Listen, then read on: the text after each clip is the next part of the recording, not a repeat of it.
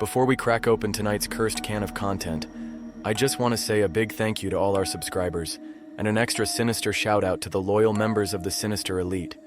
You legends help keep the darkness alive. If you're enjoying the stories and want to take it a step further, hit that like button, make sure you're subscribed, and consider joining the Sinister Elite by clicking that join button below. Members get access to creepy custom emojis and exclusive Sinister Elite badges that level up the longer you survive with us. It's like loyalty, but spookier. All right, lights off, headphones in, and let's summon something we'll all regret.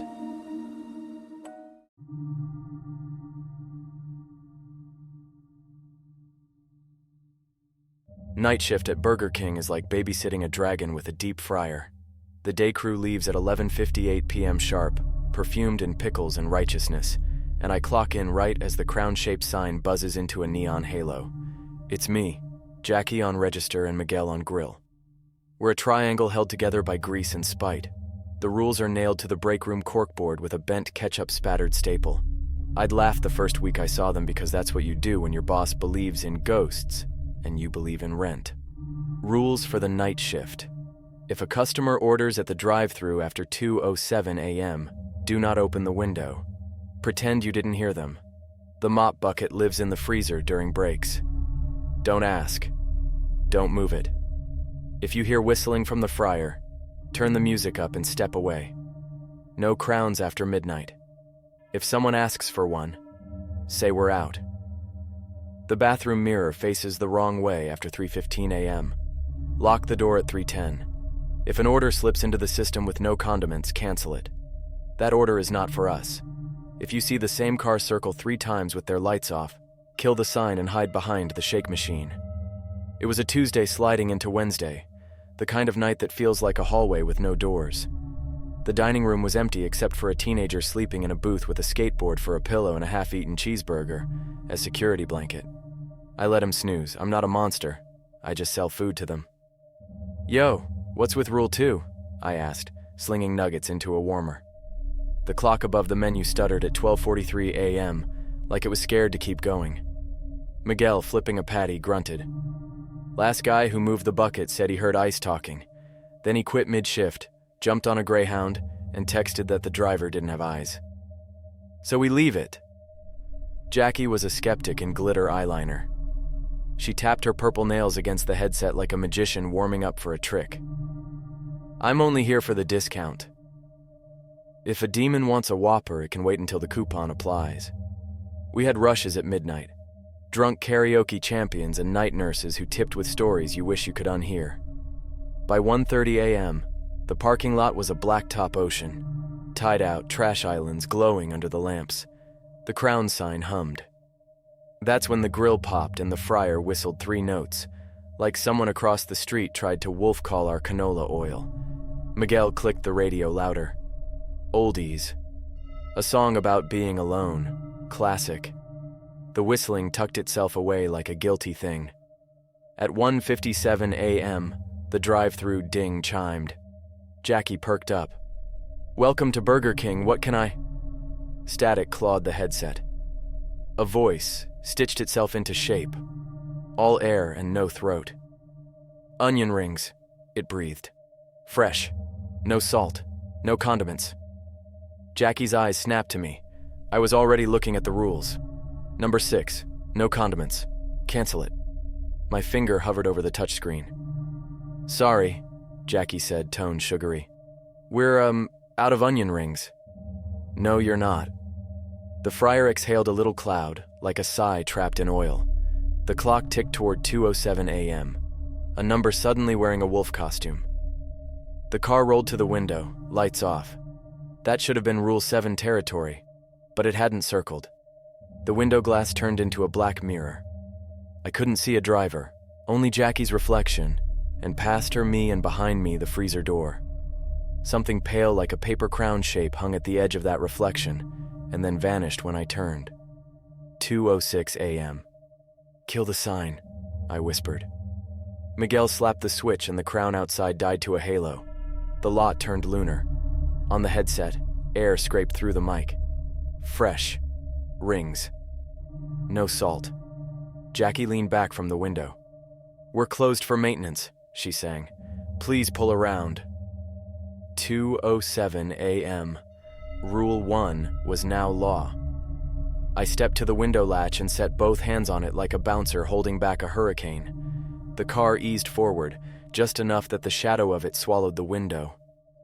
I counted breaths. Old trick from a therapist I used to see. In 4. Hold 4. Out 4. The trick works on panic, not on whatever puts its mouth against the gap around an aluminum window and whispers like a battery dying. "Let me in," it said. No. The fryer whistled again, the exact melody from before, and the smell of burnt onion rose up even though we hadn't dropped any. Miguel slid next to me, spatula like a holy relic.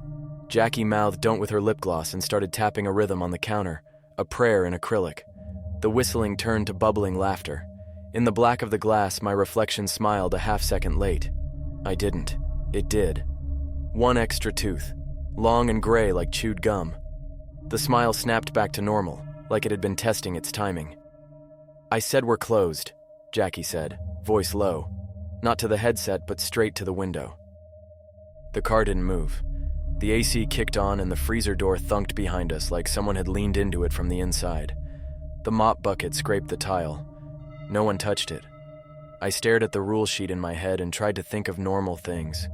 Prep lists, inventory, the way we keep the pickles in those blue hotel pans, the low hiss when you drop a frozen patty on an angry grill. Normal was a raft. I climbed on. The clock clicked to 2:11 a.m. The pressure in the window frame eased. The shadow slid away like a tide being pulled by something uglier than the moon. The lot lights flickered. Once, twice, and then steadied. Jackie took off the headset and set it down like it was a gun. "We're not paid enough for that." "No," I said. My voice had acquired gravel. From the back, the bathroom door creaked. I checked the time. 2:12. Early for mirror problems, but the building doesn't keep our hours. The teenager in the booth snored once and tucked himself deeper, as if the noise could turn into a blanket. Miguel tried to hand me a fresh basket of fries. Steam curled up and wrote nothing in the air. I batted them away without thinking. The drive-thru ding chimed again. We all froze. The monitor flickered to life with a snowstorm blacker than actual snow. No car at the menu board, just static. Then, across the headset, soft, new, almost flirtatious. Whopper, no lettuce. No lettuce. No lettuce rule I didn't recognize. A rule that wasn't ours yet. I didn't realize my hand had reached for a crown until Jackie slapped it out of my grip. "Rule 4, she hissed. "No crowns after midnight." The paper tumbled and landed text up. "Have it your way." The bathroom door creaked wider. A wet, slow breath fogged the outer surface of the freezer, as if someone stood inside trying to learn how to breathe. The mop bucket knocked once. The teenager in the booth sat up, eyes open but unfocused, like he'd woken in a different room. On the headset, the voice giggled, a sound like soda fizzing after you shake it. "No lettuce." 3 times Jackie's nails drummed faster. Miguel whispered a prayer in Spanish I didn't know he knew. I looked at the clock, 2:13, and at the rules, and at the mirror down the hall where a shape I didn't like the outline of was beginning to face the wrong way. "Okay," I said. "New plan." Because that's the thing about rules. You don't write them first. The building does. You just learn them before they learn you. "Everybody," I said, never taking my eyes off the bathroom, "stay out of the reflection." And then the mirror smiled at us before we even got close. We kept the bathroom locked after 3:10 a.m. for a reason, but when the building decides it's time, the rules bend like straws in a Coke. Tonight, the bathroom mirror wanted attention early. Miguel grabbed the keys off his belt and held them like garlic. "We don't open it." "I wasn't planning on it," I said, though my eyes stayed glued down the hall. The door had cracked itself open, just enough to show tile. A line of fluorescent light spilled across the floor like someone had painted it with milk. The teenager in the booth mumbled and dragged his skateboard across the table. His eyes weren't his anymore. They were glossy, like the surface of onion ring grease before it turns black. "Hey, kid," Jackie called. Too loud, like volume could shake him normal. "We're closed. Go home."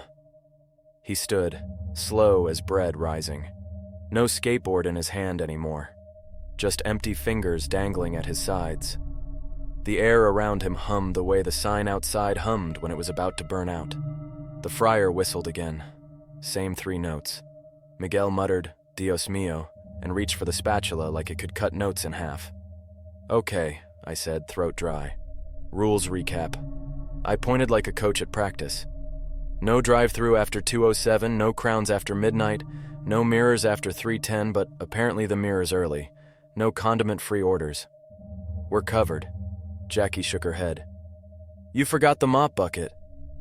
The freezer knocked once more, a low thump like something trying to learn knocking for the first time. The mop bucket rattled against the tile, and I swear the handle twitched.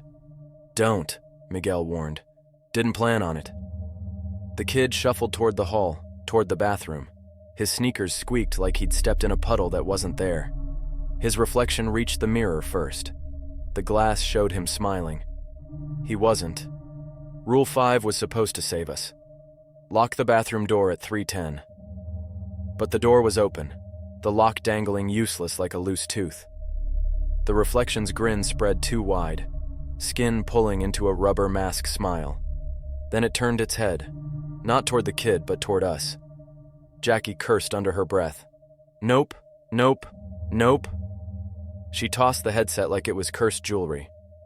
The drive-thru ding chimed again. No car, just static on the monitor. Then, Whopper. No lettuce. No lettuce. No lettuce. I remembered the rule that wasn't on the wall yet. If someone orders 3 times, it's not an order. It's an invitation. The reflection leaned halfway out of the mirror, its shoulders still glassy, but its arms real, dripping sink water that smelled like pennies. It reached for the kid's shoulders. Miguel snapped. He hurled the spatula across the hall. It clanged against tile, not mirror. The reflection didn't flinch. "New rule," I said, backing toward the grill. "Don't look it in the eyes."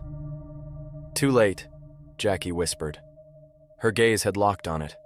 She trembled, glitter eyeliner running like ink. The reflection's mouth moved, but the voice came from the headset lying on the counter. "No lettuce." 3 times the freezer boomed like a giant fist had landed inside. The mop bucket tipped over, spilling nothing, just empty air, but the floor steamed like hot water had been dumped. The reflection's hand brushed the kid's shoulder, and suddenly the kid smiled to match it. His lips peeled back, showing too many molars, gray and chipped. He turned toward us with that borrowed grin. "Okay," I said, heart in my throat. "We feed it." "What?" Jackie barked. "Feed it!" I grabbed a tray, dumped fries onto it, and shoved it toward the hall. Burger King runs on food. Maybe so do they. Miguel looked like I'd suggested offering communion to the devil. But he slapped a patty on a bun, shoved it onto the tray, and together we slid it down the hallway. The reflection paused, its head tilted. The kid froze mid-step. The mirror hand withdrew, snatching the tray. The glass rippled once and the food was gone. Silence fell like a dropped towel. Then softly, the friar whistled a single satisfied note. The bathroom door creaked shut on its own. The kid blinked, skateboard back in his hands like he'd never left it. "Yo," he muttered, dazed. "Did I fall asleep?" "Yeah," Jackie said, voice cracked. "You sleepwalked. Time to head home." The kid shuffled out the front door, oblivious. We stood in the greasy quiet, hearts still sprinting. I glanced at the corkboard where the rules hung. Rule 6, the one about no condiments, had smudged, like the ink was wet again. New letters crawled onto the paper, scrawled in grease. 8. If they ask 3 times, feed them or they'll eat you instead. I swallowed hard. Guess the building just updated. And then the drive-thru dinged again. The ding was too cheerful for the graveyard shift. It sounded like it belonged in a Saturday morning cartoon. not a Burger King that had just tried to serve its souls to a mirror demon. Jackie didn't move. Miguel clutched the spatula like it was a crucifix. I was the unlucky idiot closest to the headset, so I slid it on, heart thudding like the fryer baskets. "Welcome to Burger King," I said, voice shaking. "What can I—" Static. Then, slow and deliberate. "Whopper. No lettuce. No lettuce. No lettuce." I ripped the headset off like it was burning my ear. The words still hummed in the earpiece on the counter. No matter how far away it was, the voice kept coming through. Miguel flicked his eyes to the rule sheet. Rule 8 had finished drying. No wiggle room. We had to feed it. Jackie sighed, mascara smudged like war paint. "Fine. But I'm not touching the window." The monitor flickered.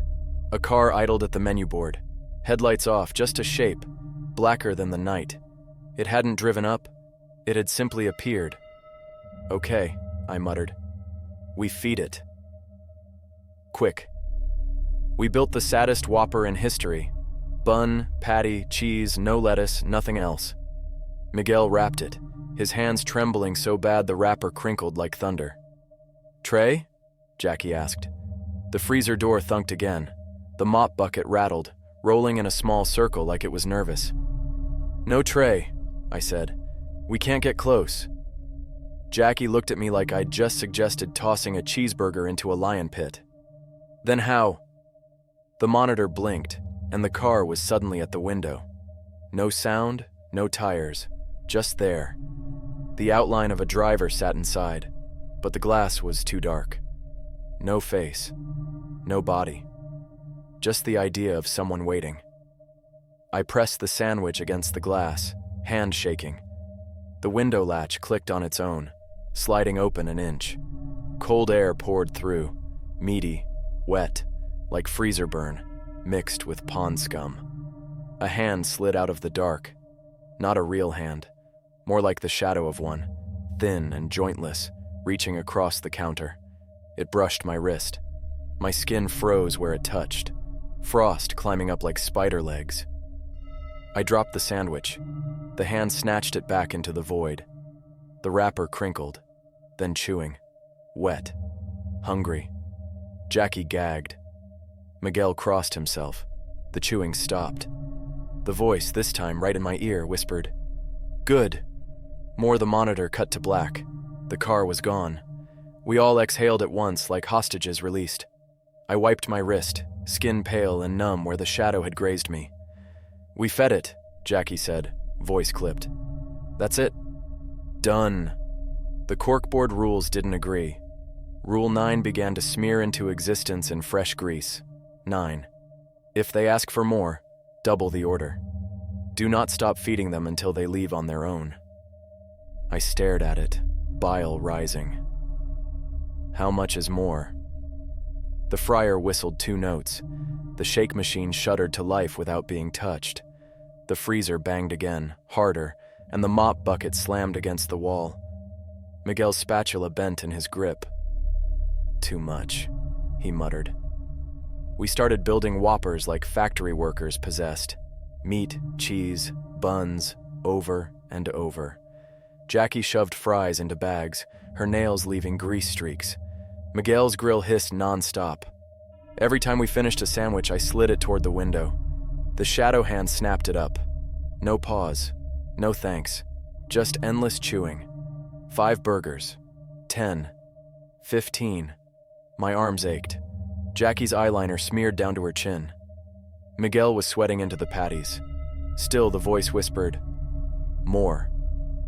The teenager in the booth, who we thought had left, was suddenly there again, eyes open, smile too wide. He whispered in time with the headset, "More. More. More." Jackie lost it. She hurled a fry basket at the freezer. It clanged, the door rattling like something inside was laughing. The shadow hand twitched at the window, impatient. Then, just as suddenly as it began, it stopped. The hand withdrew. The monitor went dead. The drive-thru window clicked shut on its own. Silence. On the corkboard, the grease writing pulsed like it was still wet. Rule 9 glistened. but beneath it letters began crawling into place, shaky and sharp. 10. If it stops eating before sunrise, something else will take its place. The lights above us flickered. The fryer whistled one last sharp note like an alarm. Jackie whispered, "Sunrise isn't for hours." Miguel set down the bent spatula. His voice was flat. "Then we're not alone anymore." The freezer door creaked open an inch. Cold air rolled out, thicker than before. The mop bucket tipped onto its side, and from the dark inside the freezer came the sound of chewing. The chewing from the freezer was wrong. Too wet. Too loud. Like someone had put a microphone down a throat and cranked the volume. Jackie backed into the counter. "Nope. I'm out. I don't care if they fire me. I don't care if rents do. I'm not staying." The freezer door creaked wider. Frost spilled across the tiles, curling like smoke. The mop bucket tipped fully over, rolling a few inches, then stopping. Miguel lifted the bent spatula like a sword. "If it wants food, we give it food. That's what the rules say." "Man," I muttered, staring at the corkboard. "The rules change every 5 minutes. We're not workers. We're test subjects."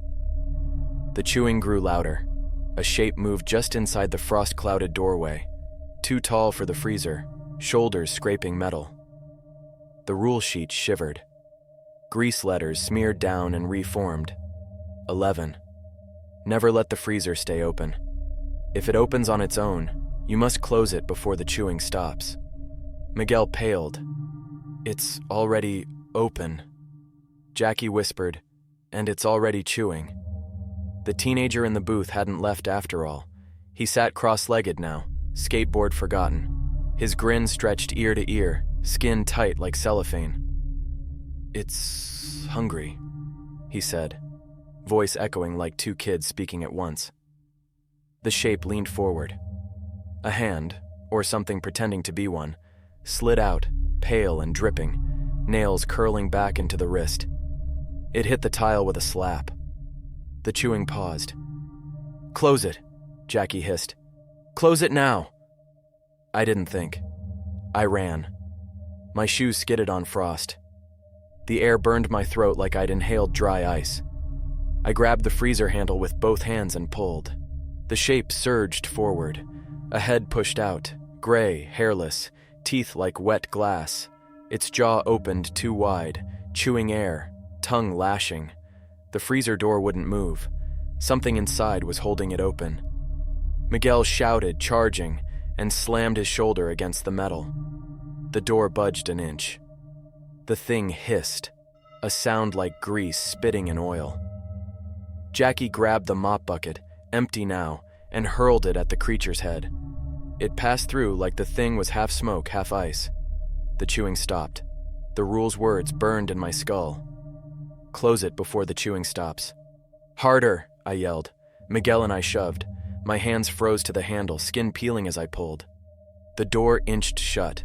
The thing's jaw snapped, teeth clicking inches from my face. Frost clung to my eyelashes. With one final shove, the door slammed. The latch caught. The silence was worse than the chewing. Jackie gasped like she'd run a marathon. Miguel staggered back, spatula clattering.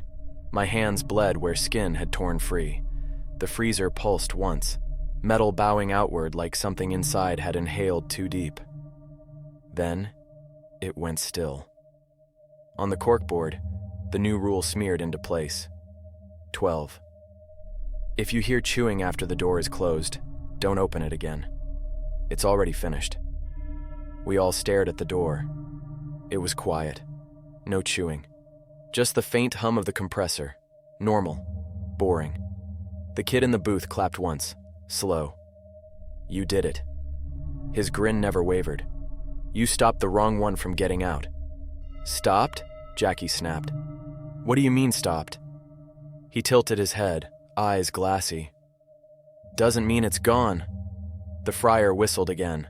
This time it didn't stop. A constant high-pitched scream of steam. The oil bubbled without food inside, spitting like it wanted blood. Miguel stepped back. "That's not a whistle. That's a signal." The bathroom door rattled at the end of the hall. The mirror inside hummed like a tuning fork. The kid's grin widened. His voice doubled again. "Dinner bell." The parking lot lights cut out all at once. The Crown sign fizzled dark. And outside the window, headlights appeared. Dozens of them, circling the lot with their engines silent. The rules hadn't warned us about all of them coming at once. The parking lot glowed with cold headlights. At least 20 cars circled, engines silent, tires whispering over the pavement like waves. None had plates, none had drivers. Just empty seats reflecting the neon that wasn't on anymore. Jackie pressed against the counter, nails digging grooves into the laminate. Nope, I didn't sign up for this. Miguel grabbed the rule sheet like it was scripture. "Tell me there's something about cars, please." The grease writing crawled faster than my eyes could track, like it was rewriting itself in panic. New words smudged in, shaky and bold. 13. If more than 3 cars circle the building, kill the lights and hide. I looked around. The lights were already dead. The shake machine hummed like a coffin. "Too late," Jackie whispered. The cars drew tighter circles. Their headlights flared in unison, beams sweeping across the dining room windows. The teenager in the booth didn't blink when the light hit him. His grin stayed stitched across his face. Miguel whispered prayers I didn't understand. Jackie yanked me down behind the counter just as a beam slashed through the window. It wasn't light anymore. It was heat, like standing too close to a broiler.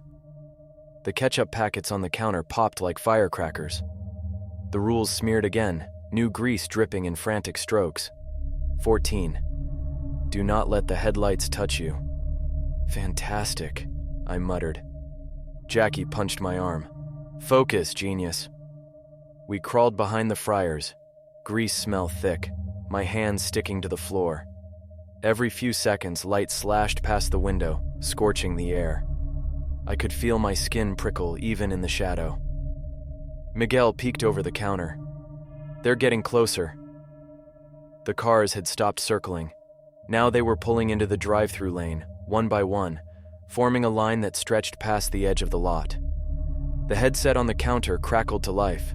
Voices layered over each other, deep, thin, childish, mechanical. All chanting the same thing. Whopper, no lettuce. Whopper, no lettuce. Jackie yanked the headset cord, but it didn't stop. The sound bled from the intercom speaker above the menu board, rattling the glass. The bathroom mirror hummed louder. The freezer door bulged. The fryer screamed. Every part of the building wanted to join in. Then, bang. The first car in line rammed the drive-thru window. Glass shattered inward. A beam of headlight carved across the counter, slicing napkins into ash.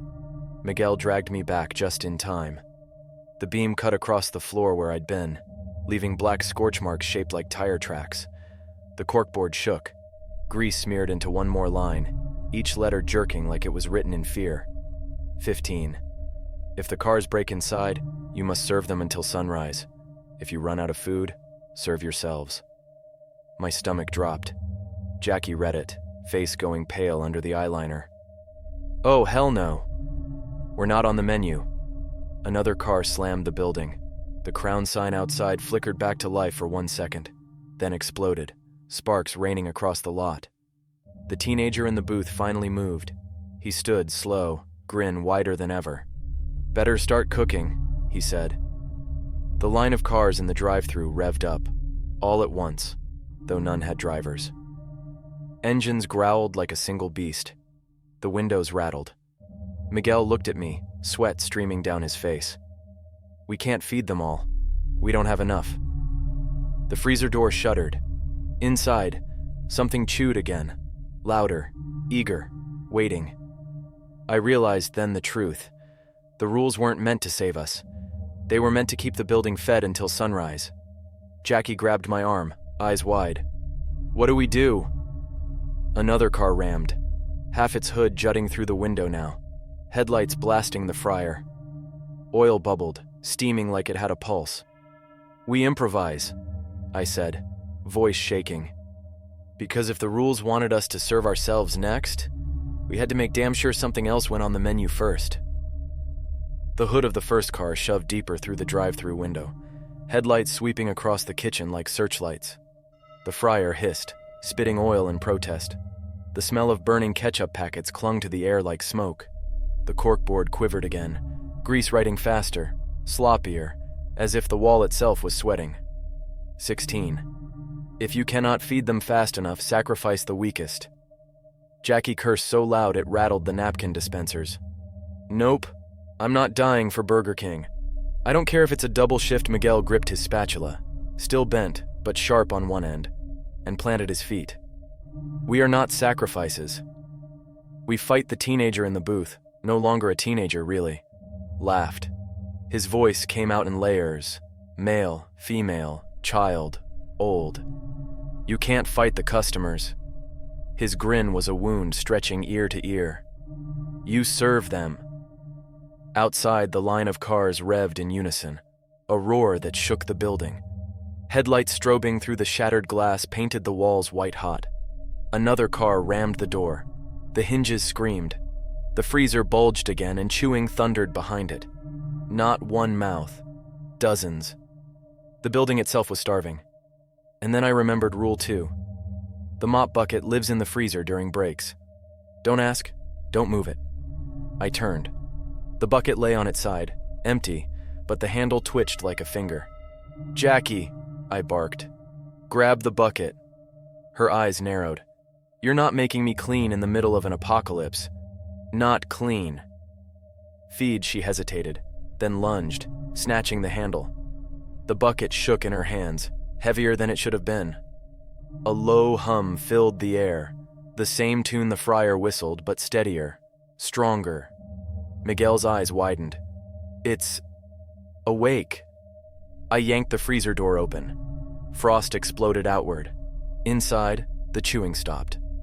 A silence like held breath stretched. Eat this, I growled, and hurled the bucket inside. The freezer inhaled. A gale sucked the bucket down, dragging it into darkness. And then, screaming. Not ours. The cars outside shrieked like metal tortured, horns blaring, headlights flickering madly. One by one, their beams shattered, glass raining onto asphalt. Engines choked out, dying like cattle at slaughter. The teenager shrieked in chorus, his grin splitting wider until his face tore open.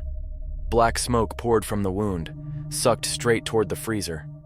He collapsed, limp, skateboard clattering beside him. The building roared. Every fryer, every vent, every hum of machinery howled together as if the walls themselves were alive. The freezer door slammed shut, sealing the sound inside. And then, silence. The parking lot was empty. No cars, no headlights, just cracked asphalt steaming under a dead Crown sign. We stood, panting, drenched in sweat and grease. Jackie's hands shook. Miguel crossed himself with oil-slicked fingers. On the corkboard, every rule blurred, grease running like tears. New words etched themselves across the paper, slow and final. There are no rules after sunrise. Leave and don't come back. We waited.